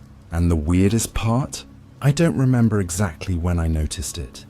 Sometimes I tell myself I saw it pulling out right as I left the Dollar Tree lot. Other times, I swear it appeared midway down the street, like it had materialized from the shadows. My memory is a broken film reel. Some frames I can see clearly, others are smudged, distorted, and I can't tell what's real anymore. The streetlights cast long, thin shadows across the pavement. Every signpost and mailbox seemed to stretch unnaturally toward my windshield. I kept glancing in the rearview mirror, and each time, the sedan appeared closer than it should have been, sometimes even seeming to lean forward, like it was pressing toward me through the night. I tried to convince myself. Lots of white sedans exist. It's probably someone else. But logic didn't help. Even as I thought it, I couldn't shake the certainty that it was him. Or was it me? That thought lingered, twisting in my chest. Jess's voice came from the passenger seat, light but strained. Maybe it's nothing. Maybe it's just coincidence. I nodded, but my head was spinning. Yeah, probably. Another lie. She didn't know me at that moment. She couldn't know how I was already convinced the car was following me. Every turn I took, the sedan followed. Every stoplight, it waited. And the strangest thing was the way it moved. Almost perfectly, unnaturally in sync with me, like it anticipated my choices. My hands gripped the steering wheel too tightly, knuckles white. I could feel my pulse in my throat. At one point, I took an exit, trying to shake it. Maybe a wrong turn would throw it off. But when I glanced back from the curve, the sedan was still there. Headlights blacked out, windows tinted, silent, waiting, watching. And in that instant, I wondered if I'd ever left the store at all. I started talking to Jess in bursts, trying to distract myself. "Do you remember the guy in the Dollar Tree parking lot?" I asked. She laughed nervously. "Yeah, the white sedan guy, right?" "Yeah," I said, voice shaking. "Do you think maybe he followed us?" Her laugh faltered. "Probably not. It's late. People park weird. You're just..." She trailed off, unsure, looking at me. And in that hesitation, I realized how alone I really was. The night felt longer than it should have. The roads didn't end. Every street seemed to stretch endlessly, like the world itself had decided to trap me in some distorted loop. The sedan never got closer, but it never fell behind either. It simply existed there, in the distance, a persistent, impossible shadow. At one point, I thought I saw movement inside the car. A face. Maybe. Sometimes I think I saw eyes dark and unblinking. Other times, I swear the driver was empty, a phantom presence instead of a person. Memory shifts like this. Sometimes I think I made it up. Sometimes I think the car is smarter than I am. I called my sister on speakerphone, hoping to hear a familiar voice, something to ground me. "Hey, yeah, I'm fine," I said quickly, though my voice trembled. "Just driving home. Are you sure?" she asked. "You sound weird." "Yeah, weird night. Nothing serious," I lied. I didn't tell her about the sedan. Couldn't. And if I had, I'm not sure I would have believed myself either. The streets grew darker, the houses more spread apart. Each intersection felt like a test. Every curve I took seemed calculated to keep the sedan at bay, yet it always stayed there. Silent. Perfect. Waiting. At one point, I braked hard, heart hammering in my chest, and in that moment, I noticed it, or thought I did. The car's passenger side window rolled down a fraction, a subtle whisper of motion that shouldn't have been possible. But when I blinked, it was gone. I started rationalizing again. It's nothing, just my imagination. But I couldn't convince myself. Not anymore. Every time I glanced in the rear view, I expected it to vanish. Sometimes it did, sometimes it didn't. And every time it appeared, I felt that same cold weight of inevitability pressing into me. This car wasn't just behind me, it was waiting for me to slip, waiting for me to make a mistake. I tried taking side streets, doubling back, even circling the same block. Nothing mattered. The sedan mirrored every move, obeying some unspoken rule that I couldn't understand. At one point, I remembered Jess saying something else in the parking lot. "Some guy's been watching the store for days," she whispered. And I laughed it off then, nervous, thinking she was paranoid. But now, I wasn't so sure. By the time I approached the main road leading home, I realized I hadn't blinked in what felt like hours. My vision blurred at the edges, and yet every detail of that sedan stayed burned into my mind. The white paint, the tinted windows, the way it seemed to pulse in the darkness like it had a heartbeat. And then the unthinkable happened. I swear it was following me home, but when I turned the corner onto my street, it was gone, not just hidden in shadows. Gone, as if it had never been there at all. I pulled into my driveway, shaking, and sat in silence, gripping the wheel. Jess got out, glancing back at me with concern. "Are you okay?" she asked. Yeah, fine," I muttered, though my voice cracked. Just tired, but I wasn't fine. I knew what I felt wasn't over, and deep down, I knew that sooner or later, the white sedan would reappear, waiting, watching, always, because the roads don't end. They never do. You ever get that feeling someone, or something, has been inside your car all along, waiting for the perfect moment to show itself? That's how it felt that night, after the white sedan disappeared from my rearview mirror. I thought I was safe. I thought the nightmare had passed. But the moment I turned into my driveway, I heard it. The soft, deliberate click of a seatbelt. I froze, heart hammering so loudly I thought it would shatter my ribs. The dome light flickered on for just a second, casting a thin glow across the passenger seat. And there it was, empty, or maybe not. I leaned closer, squinting through the dim yellow glow. My own reflection stared back at me from the windshield. But then I thought I saw movement in the passenger seat again, tiny, subtle, like the fabric shifted on its own. My hands shook, gripping the steering wheel. I'm imagining this, I whispered to no one, though I knew I wasn't alone. Sometimes I remember it differently. Some nights, I swear I saw the outline of a man, the white sedan's driver somehow inside my car, smiling faintly in the dim light. Other nights, I insist the seat was empty, and the sound of the seatbelt was just the house settling, or my mind breaking. I opened the door slowly, air cold against my face. Nothing, just the passenger seat, still and empty like it had never moved. But I couldn't shake it.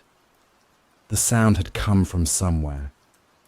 I thought about calling Jess, or my sister, or anyone, but I couldn't, not yet. Not until I figured out what was real. And maybe that was the trick. The thing that made my mind twist itself into knots. Reality had stopped being trustworthy. The street was quiet, houses dark, the moon hidden behind fast-moving clouds. But the weight of that sedan, that presence, felt heavier than ever. Every creak of the car, every gust of wind sounded deliberate, purposeful. I pressed my forehead against the steering wheel, wishing for answers. And then I remembered something. The first night, in the Dollar Tree lot. The way I kept glancing at the car.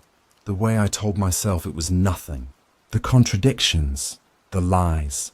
And suddenly I realized maybe it wasn't him in the car that night. Maybe it was me. I shook my head, denying the thought. No, impossible. But the seed had been planted. What if I'd imagined the sedan the entire time? Or worse, what if I'd been the one following someone else? I checked the rearview mirror again. Empty street.